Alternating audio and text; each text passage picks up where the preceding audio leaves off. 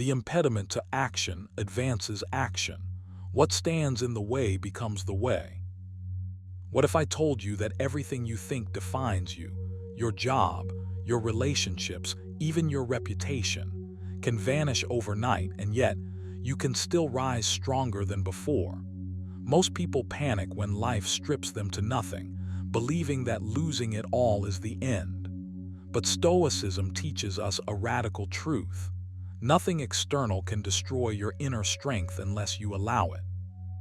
Imagine rebuilding yourself from scratch, not just surviving, but creating a version of yourself that's sharper, wiser, and more resilient than before. It's not about pretending pain doesn't exist. It's about using it as a forge to craft a stronger self. In this video, I'm going to walk you through 10 Stoic rules that guide you step by step from emptiness to empowerment. These aren't abstract philosophies. They are practical, actionable strategies that have helped generations endure hardship and emerge victorious. So, if you want to transform setbacks into unstoppable momentum, stay with me till the very end. Every rule builds on the previous one, and missing even one could mean leaving crucial power on the table. Let's start rebuilding from nothing. Number 1, accept reality as it is, not as you wish it to be. Don't demand that things happen as you wish, but wish them to happen as they do happen, and you will go on well. That's Epictetus speaking directly to the heart of this point. Accept reality as it is, not as you wish it to be. When you're rebuilding yourself from nothing, your first, most crucial step is to stop fighting the way things are. So many of us stumble, not because life is unfair, but because we resist the truth of our circumstances. You may feel frustrated, stuck, or even defeated, but the moment you cling to what should have been, what could have been, or what you desperately wish were different, you waste energy that could be used to shape your future. Accepting reality isn't about giving up. It's about seeing clearly. Reminds us, everything we hear is an opinion, not a fact. Everything we see is a perspective, not the truth. If you can't see things as they are, you're building on sand, not rock. Acceptance means looking at your situation honestly. It's about observing your life without the filter of desire or disappointment. You need to ask yourself, what are the hard truths I have been avoiding? Where am I pretending things are okay when they are not? This isn't a one-time mental note, it's a daily habit. Start by practicing small exercises of acceptance. Each morning, take 5 minutes to scan your life and simply name reality without judgment. Say it out loud if you need to. This is where I am. These are the tools I have. This is the path I must walk. It might feel uncomfortable at first. Your mind resists. That resistance is exactly where your growth lies. You're rewiring yourself to stop pushing against life's current and instead learn to navigate it. Once you accept reality, something remarkable happens. You reclaim control over yourself. You may not control the world, the setbacks, or the delays, but you control your response.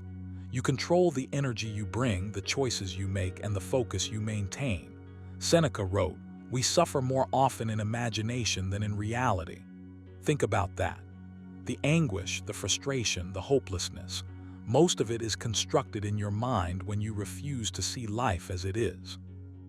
By embracing the present truth, by letting go of imagined alternatives, you free yourself to act. You free yourself to rebuild brick by brick without being weighed down by what might have been. Here's a simple yet powerful exercise. Every evening, reflect on your day and ask, what happened that I cannot change? Identify those moments, name them, and release them.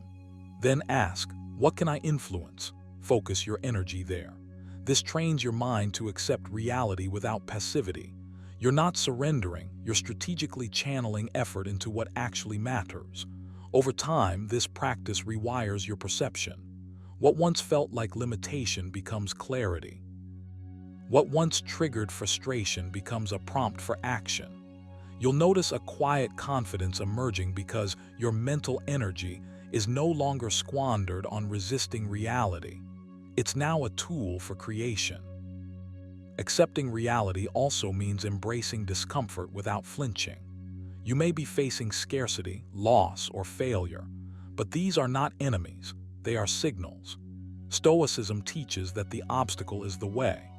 The moment you stop wishing things were different, you can begin using every constraint, every challenge, every hard truth as a stepping stone. You can build resilience by meeting reality squarely, by practicing daily mindfulness of what is, and by responding with intention rather than emotion. Your rebuilding starts here. Accept reality, not as you wish it, not as a compromise, but as the foundation upon which you can create a stronger, wiser, and more unshakable version of yourself. Number 2, focus only on what is within your control. Imagine for a moment that life has stripped you bare. Everything you thought you could rely on is gone, and you're left standing with nothing but yourself. The instinctive reaction might be panic, blame, or despair, but here's the Stoic truth. The only power you truly have is over your own mind, your own choices, your own actions. Epictetus, one of the great Stoic teachers, said it clearly. Some things are up to us and some are not. That's not just a line to memorize, it's a lifeline. When you rebuild from nothing, the moment you start trying to control what is beyond your reach, you waste energy that should be fueling your own growth. You start chasing shadows, and shadows never satisfy. What you can control, however, is everything about how you respond, how you think, and how you act. That's where your freedom lies. So you have to train yourself to relentlessly separate what is yours to govern from what is. Start by observing your thoughts as if they were clouds passing across the sky. Don't cling, don't push, just notice. The next step is to examine your reactions. Every emotion that hits you, frustration, fear, regret, isn't inherently good or bad. It's only your interpretation of the events around you. And your interpretations are yours to shape. Ask yourself, is this within my control? Can I change this outcome, or only my response to it? The answer will guide your next step. By doing this consistently, you begin to shrink the space where worry and anxiety live. They only exist when you try to wrest control from forces that will never yield. Now put this into practice actively. Every morning, set aside a few minutes to remind yourself, I can control my actions, my thoughts, and my intentions. Nothing else belongs to me. Then, throughout the day, check in with yourself constantly. When someone's words sting or events don't go your way, pause, breathe, ask, is this mine to control? If the answer is no, let it go.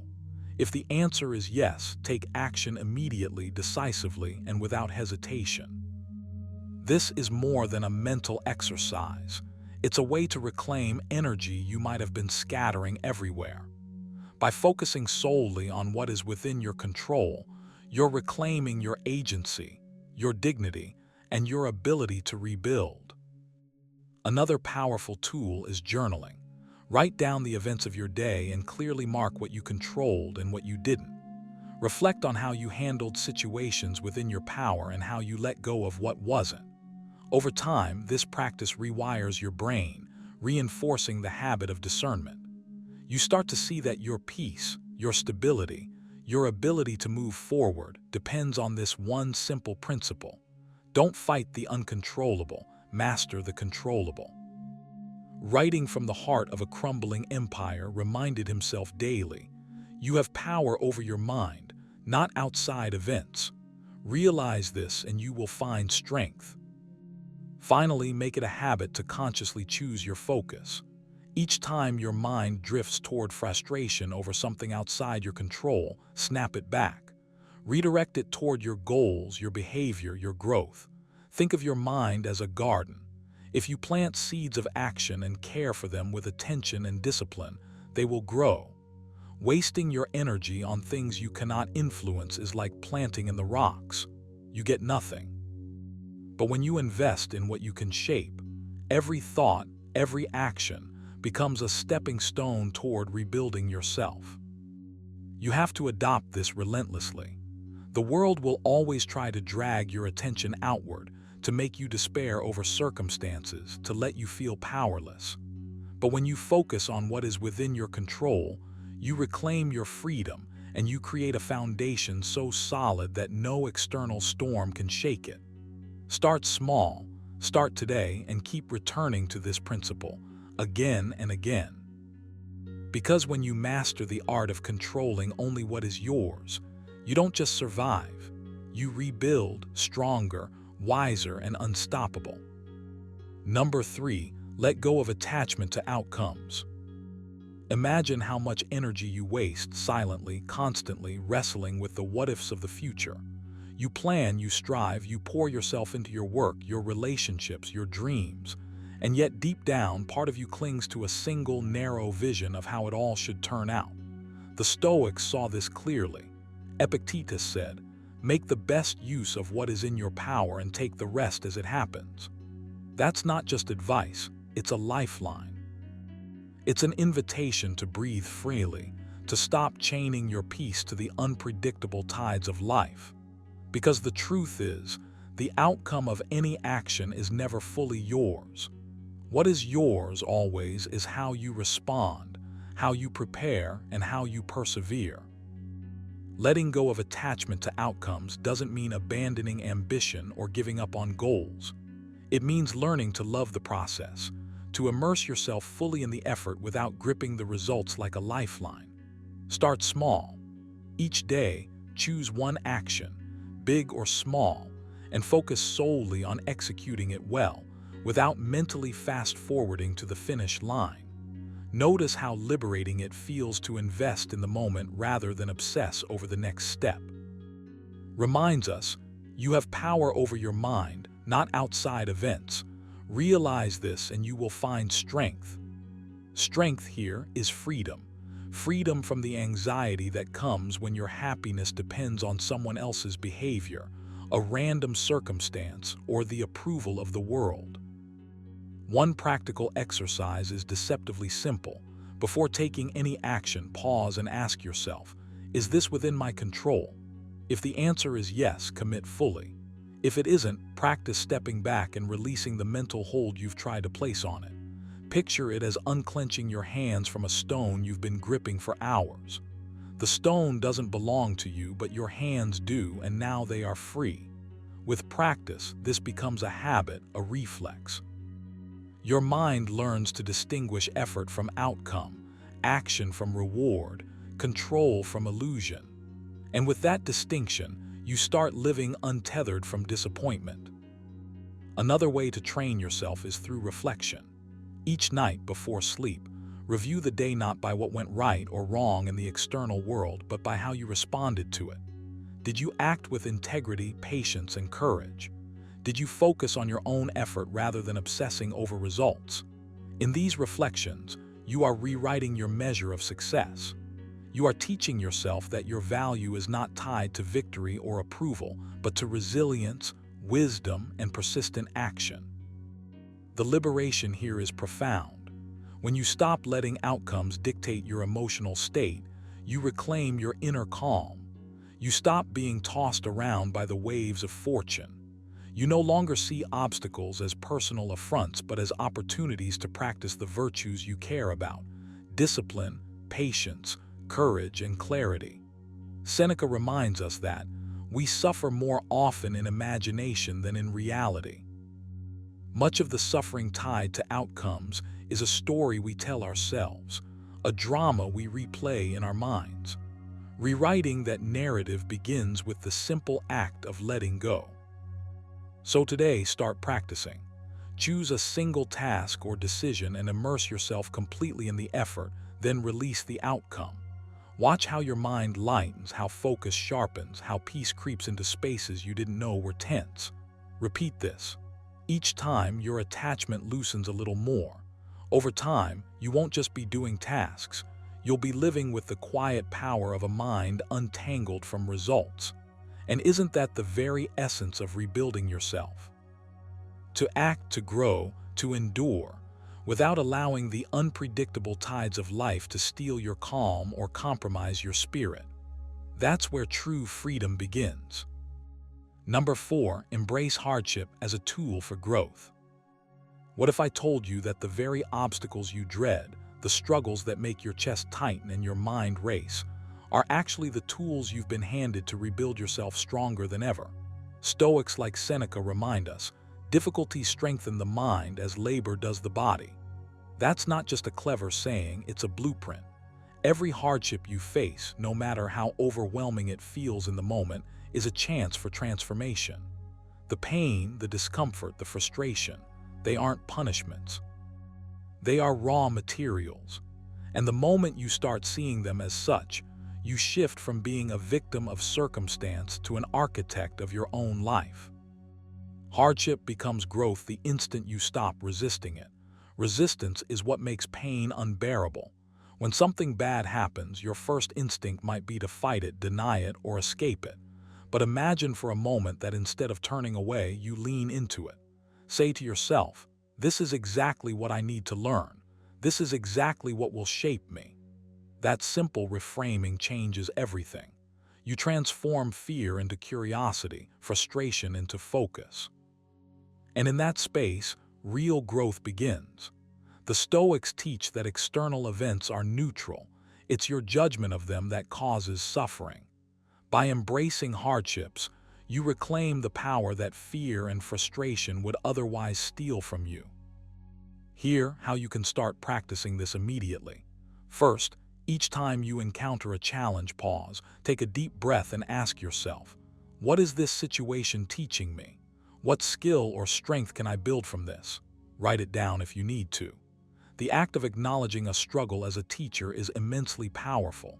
Then commit to small, intentional actions that confront the discomfort rather than avoid it. If fear of failure is holding you back, deliberately take a step into that uncertainty. If anger or disappointment arises, observe it without judgment and redirect that energy into something constructive. Wrote, "The impediment to action advances action. What stands in the way becomes the way." Every obstacle is a doorway, every difficulty a stepping stone, if you let it be. Another practical exercise is to reflect on the impermanence of discomfort. Hardship, by its very nature, is temporary. Even when it feels endless, it will pass. Imagine a storm hitting your life. It might be violent, unsettling, even frightening. But storms always end, leaving the air clearer, the soil richer. When you internalize this, it's easier to endure and even welcome the lessons hidden within struggle. Begin your day by visualizing challenges ahead, imagining how you'll meet them with calm, clarity, and resilience. Train your mind to anticipate hardship not with dread, but with readiness, knowing that each trial polishes you. Finally, embrace deliberate reflection. At the end of each day, review the hardships you faced. Ask yourself what you learned, how you responded, and what you could do differently next time. This doesn't just build resilience, it cultivates mastery over your own mind. Stoicism isn't about avoiding difficulty, it's about using it as a chisel, sculpting your character and your life. The more you practice, the more instinctive it becomes.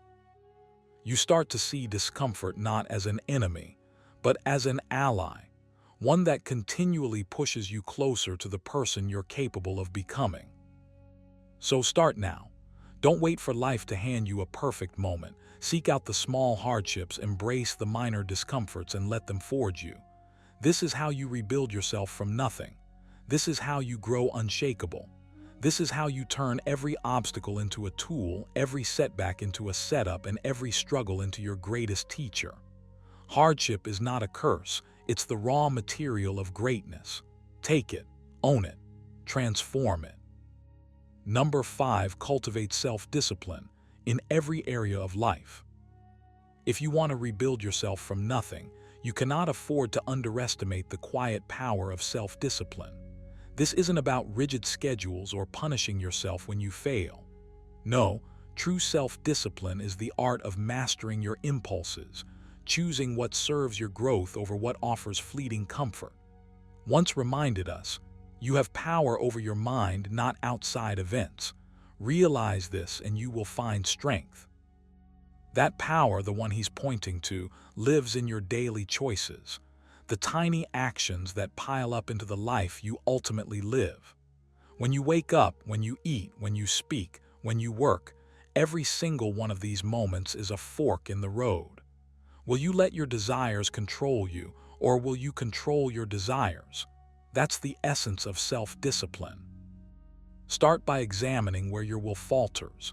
Maybe it's waking up late, maybe it's scrolling endlessly through things that don't feed your growth, maybe it's reacting impulsively to annoyance or fear.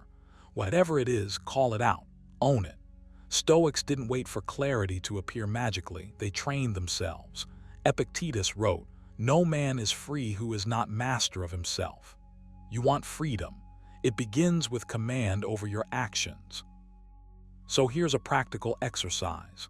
Pick one area where you feel weak and commit to a 30-day discipline challenge. It could be waking up 30 minutes earlier. It could be meditating daily. It could be practicing silence before responding in conversation. The key is consistency. You will stumble, but stumble you must. Discipline is forged in the friction between intent and action, in those small daily confrontations where you choose the long term over the short term. Another cornerstone is aligning your habits with your values. It's not enough to simply endure discipline. It must serve the life you are striving to build. Seneca warned against doing things merely because they are hard. It is not that we have a short time to live, but that we waste much of it. Every decision, from how you use your phone to how you treat yourself after a setback, should be a reflection of who you want to become. Turn mundane actions into deliberate exercises. When you eat, eat with purpose. When you work, work with intention. When you rest, rest with awareness. These micro-practices anchor your will. They are subtle, almost invisible, but over time, they accumulate into something undeniable, a version of you that cannot be shaken by chaos or circumstance. Self-discipline also demands that you embrace discomfort. Growth rarely comes dressed in comfort. To rebuild yourself, you must learn to say no to immediate pleasure in favor of lasting strength. That does not mean denying yourself completely. It means training your mind to understand the difference between what is merely tempting and what is truly valuable. You can practice this through small daily exercises. Resist a craving for distraction. Sit quietly when you want noise. Focus deeply when you want to drift. Each act of restraint is a small victory, a reinforcement that you are not at the mercy of your impulses. With each victory, you cement the foundation of your resilience. Finally, anchor your discipline in reflection. At the end of each day, pause, ask yourself, did I act in alignment with the person I am striving to become? Write it down if it helps. Reflect without judgment but with honesty. Over time, you'll start seeing patterns, moments where your will is strongest and where it falters. Then refine, adjust, recommit. This continuous loop of action, reflection, and recommitment is the heartbeat of self-discipline. And as you build this muscle, you'll notice a transformation not only in your capacity to endure, but in your sense of inner freedom. You'll begin to understand, as the Stoics did, that the only thing truly in your control is yourself. And that is more than enough to start again from nothing and rise stronger than ever. Number 6, replace resentment with rational reflection. Resentment is like a shadow that follows you around, whispering lies, convincing you that the world owes you something, that someone else's success or misstep is a personal attack. It gnaws at your peace, quietly poisoning your mind, your energy, your sense of possibility. The Stoics understood this, which is why Epictetus reminds us, it's not what happens to you, but how you react to it that matters. Imagine the power in that. You cannot control the actions of others, the twists of fate, or the sharp edges of circumstance, but you can control the lens through which you view them. You have the choice to step back, take a deep breath, and ask yourself, is resentment serving me, or is it chaining me to a story that holds me back?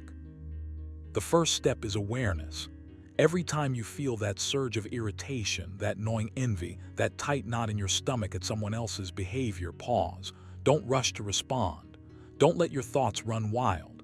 Instead, say to yourself, "This feeling is mine. The circumstances are outside my control, but my response is mine." You are reclaiming your authority over your mind. Seneca said, "No man is crushed by misfortune unless he has first been deceived by prosperity." What he meant is that the mind becomes fragile when it builds expectations that reality cannot meet. Resentment comes from those expectations, from imagining the world as it should be rather than as it is. Rational reflection lets you see the world clearly, without the fog of bias, without the weight of imagined slights. Now let's make this practical. When a wave of resentment arises, don't just notice it, interrogate it. Ask yourself, why am I feeling this? What belief am I holding onto that feeds this anger? Is it fair, or is it a fiction I'm telling myself? Write your answers down if it helps. This act forces your mind out of the reactive autopilot and into conscious reflection. It's not about pretending nothing bothers you. It's about refusing to let those annoyances control your actions, your mood, your future. Reminds us, you have power over your mind, not outside events. Realize this and you will find strength. Strength grows in the space where reflection replaces reaction. Another powerful exercise is to reframe the situation. Instead of seeing the world as adversarial, see it as neutral. People's successes, mistakes, or offenses are not personal attacks. They are events, and events do not have the power to harm you unless you give it to them. When resentment creeps in, visualize yourself as a calm observer, standing apart from the drama, examining it like a scientist studies a phenomenon. Ask yourself, what can I learn here? How can this fuel my growth rather than drain my spirit? Every moment of resentment turned into reflection becomes a brick in the foundation of your rebuilt self. Finally, take action to redirect that energy. Rational reflection is not passive. Once you've acknowledged your feelings, once you've dissected them, use them as fuel for purposeful action. Replace brooding thoughts with deliberate steps, perhaps journaling your intentions, setting small goals, or focusing on a skill you can cultivate. By doing this, you transform the corrosive power of resentment into a constructive force. You move from victimhood to mastery. The Stoics teach us that external events are indifferent. What matters is how you engage with them. Resentment may visit, but rational reflection is your guard at the door. Let it in, observe it, learn from it, and then release it. This is how you reclaim your mind. This is how you replace what weighs you down with what builds you up. Replace resentment with rational reflection, and every day becomes an opportunity to rebuild, to grow, to rise stronger than before. Start now. Don't wait. The moment you pause, examine, and choose your response, you take a step toward a life that is your own, unshaken by the whims of fortune, guided instead by your reason, your values, your inner strength. Number 7, reframe failures as lessons, not losses. Imagine for a moment that every setback, every stumble, every moment where you felt the ground give way beneath you isn't a sign that you failed, but a signal that you're learning.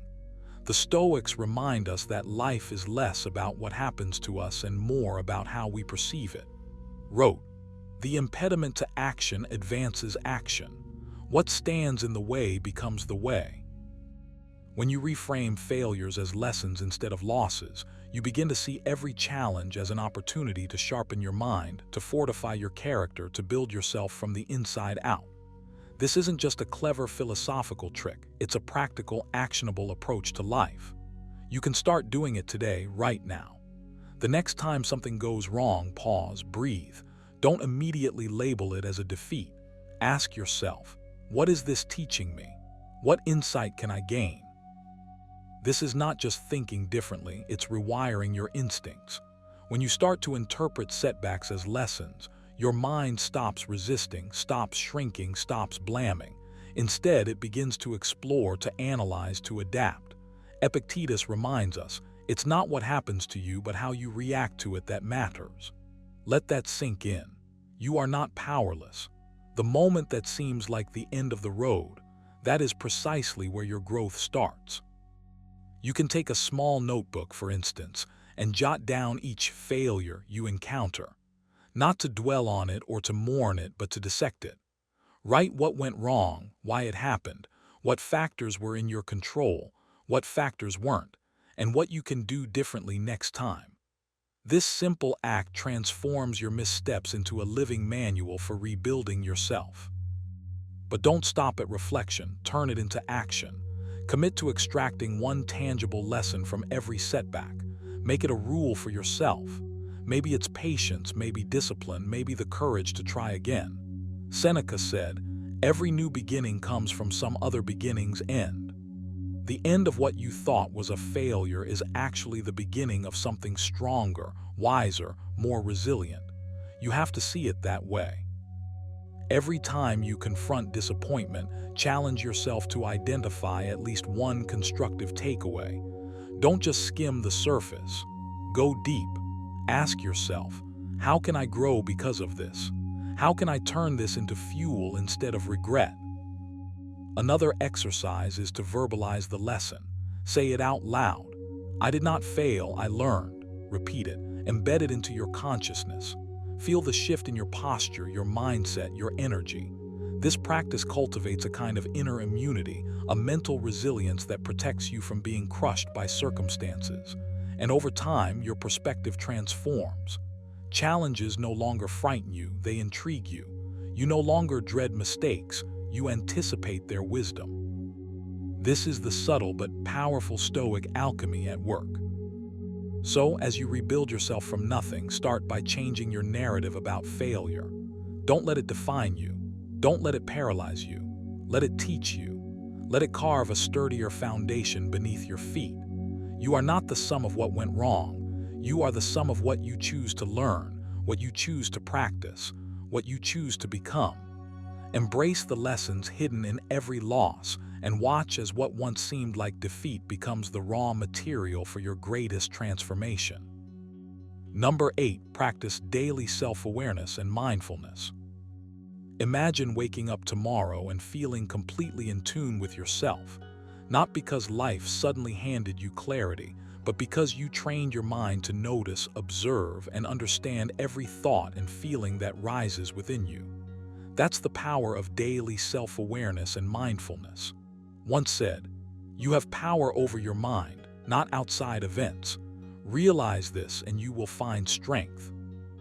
The strength he's talking about doesn't come from ignoring life's chaos. It comes from knowing yourself so intimately that nothing external can unsettle you without your consent. When you commit to daily self-awareness, you begin to see the patterns of your mind, the impulses, the anxieties, the self-judgments. You catch yourself before you spiral into frustration or resentment.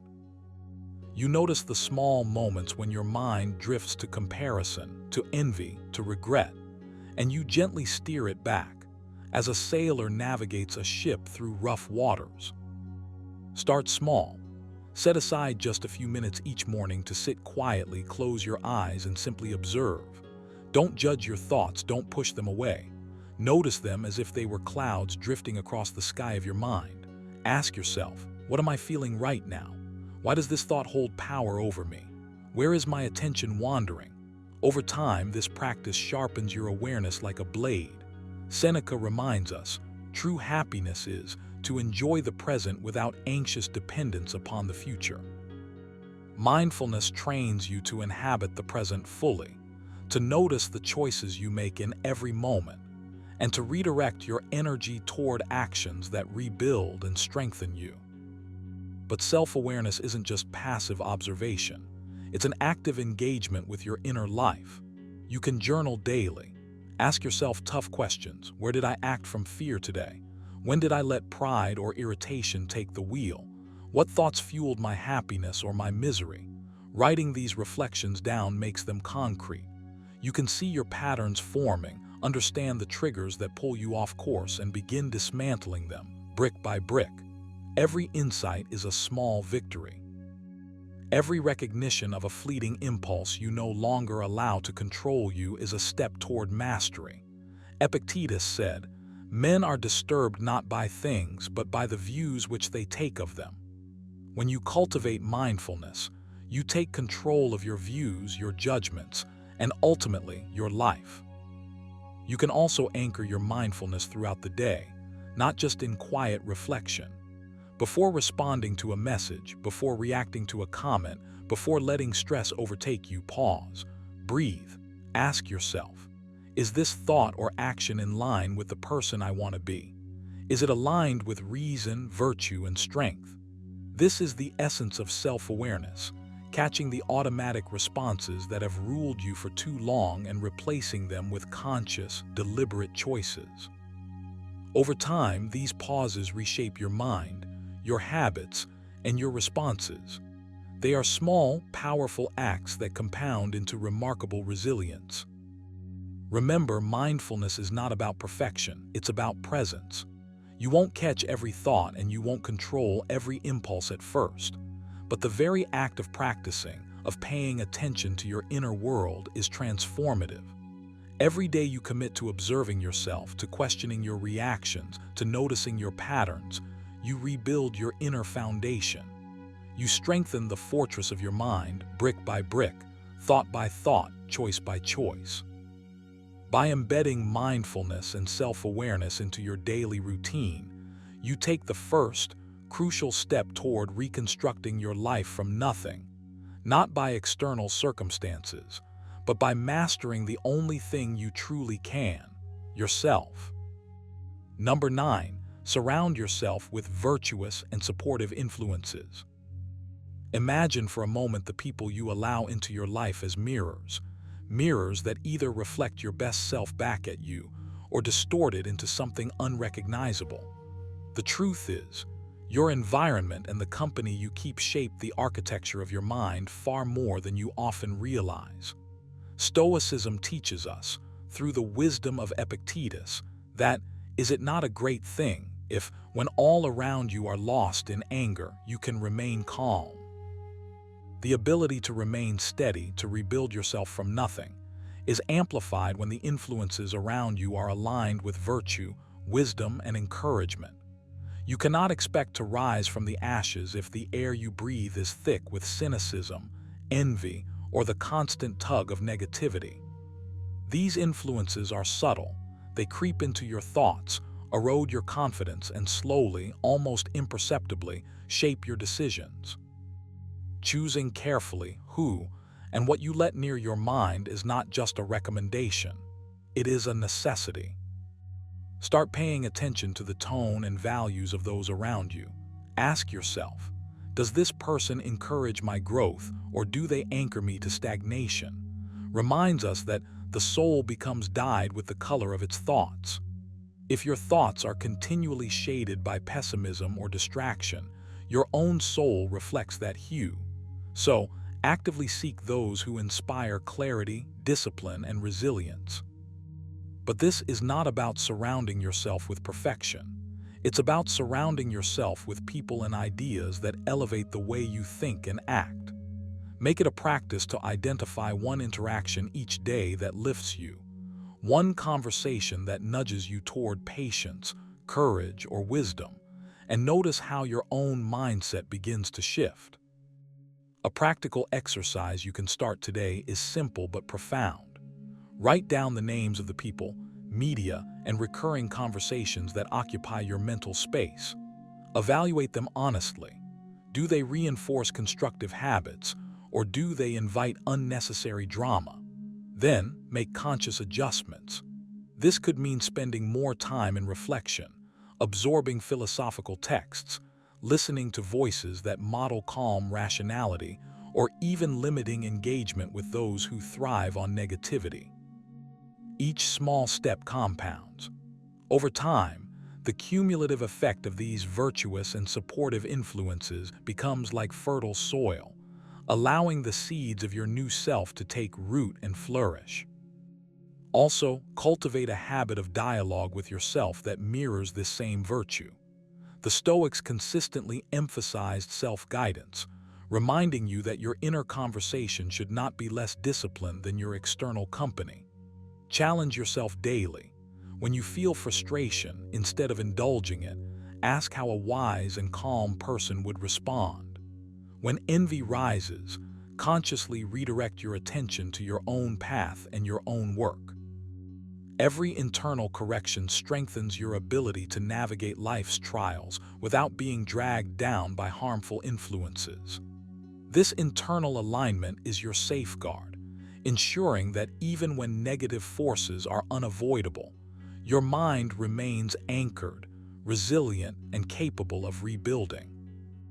Remember, rebuilding yourself from nothing is not a solitary struggle, but an orchestration of your environment and your inner life. By curating the company you keep, the ideas you consume, and the conversations you entertain, you are actively engineering a landscape in which growth is inevitable. You're not passively waiting for better circumstances. You're crafting a life where virtue and support are not occasional visitors but constant companions. So take action now. Examine your influences, make deliberate choices, and allow the steady, reinforcing presence of virtuous guidance to accelerate your rise. Little by little, thought by thought, action by action, you will find that the scaffolding of your new self is no longer fragile.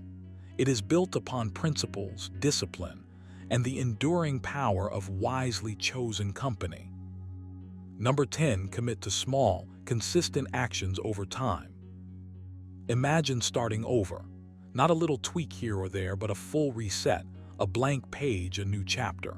It's daunting, isn't it? But here's the truth. No monumental transformation happens in a single stroke. As reminds us, no man is happy who does not think himself so. Happiness, mastery, strength, they all come from the small, deliberate steps you take consistently, even when the world feels heavy against you. Commit to small, consistent actions over time, and watch as the seemingly insignificant choices you make every day compound into something unshakable. You might be tempted to look for a grand gesture, a massive overhaul that instantly proves your worth or changes your trajectory. Stoicism teaches us otherwise. Seneca wrote, "Every new beginning comes from some other beginning's end." What he means is that each minor intentional act, waking up 10 minutes earlier, setting one clear goal, reflecting quietly on your thoughts, matters. When you embrace this, the enormous task of rebuilding yourself from nothing becomes less intimidating. You don't need to climb a mountain in a single day. You simply need to take the next small step, and the one after that. Here's a practical way to make it real. Pick one habit that feels manageable, something you can repeat every single day without fail. It might be as simple as journaling one reflection each morning or practicing a single mindful breath before you respond to stress. The key is consistency, not intensity.